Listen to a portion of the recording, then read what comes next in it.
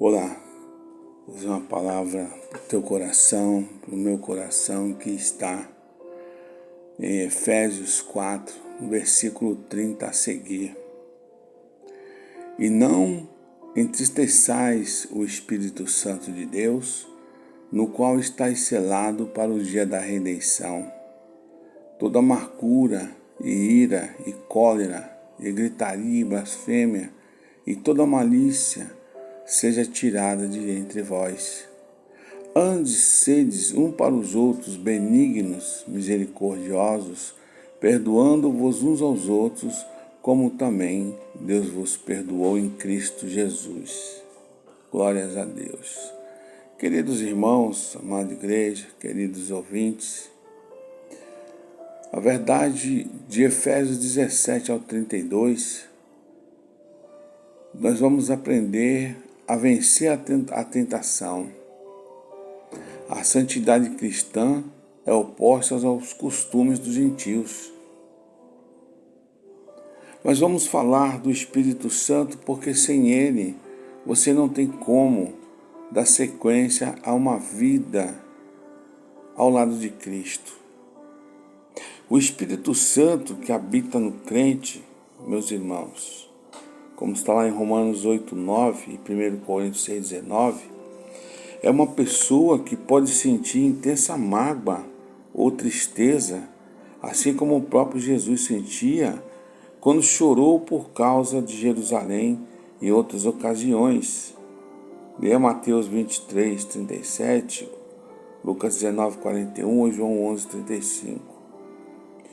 O crente, ele causa tristeza ou pesar ao Espírito Santo quando ele não dá importância à sua presença, voz ou direção. Se você não ouvir a voz do Espírito Santo no dia a dia para a sua vida espiritual, você estará magoando o Espírito Santo.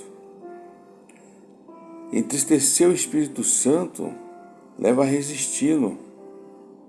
E isso, por sua vez, leva a extingui-lo.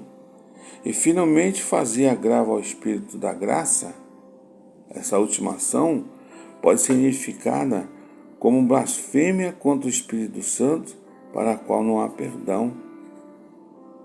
Então nós devemos tomar cuidado.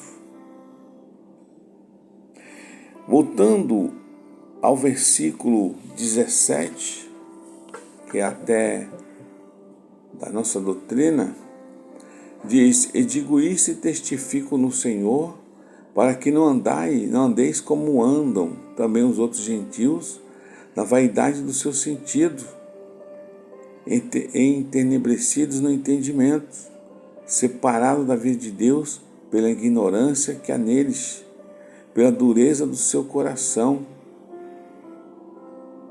Então nós temos aqui no versículo 22 os desejos enganosos. E que quanto ao trato passado vos despojei do velho homem, que se corrompe pelas concupiscências do engano. O velho homem, ele se engana com os desejos carnais. Se você for no 25, se fala da mentira, pelo que deixar a mentira e falar a verdade, cada um com o seu próximo, porque somos membros uns dos outros. O versículo 26 fala da ira. Irai-vos e não pequeis, não se põe o sol sobre a vossa ira, não deis lugar ao diabo. Fala sobre roubar, que aquele que furtava não furte mais, antes trabalhe fazendo com as mãos o que é bom, para que tenham o que repartir com o que tiver necessidade. Vencendo a tentação se fala sobre as palavras corrompidas, como está lá em Colossenses 3, 8 e 16, está no versículo 29. Não sai da sua vossa boca nenhuma palavra torpe, mas só que for boa para promover a edificação, para que dê graça aos que ouvem. Então, do versículo 17 ao 32 do capítulo 4, nos ensina a vencer a tentação.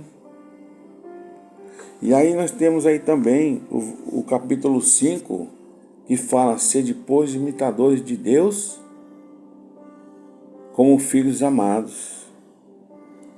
O apóstolo Paulo sabia bem, como os Efésios, com certeza absoluta, que todos os indivíduos, quer dentro da igreja ou fora dela, sendo imorais, impuros ou avarentos, amando as coisas do mundo mais do que de Deus, estavam fora do reino de Cristo.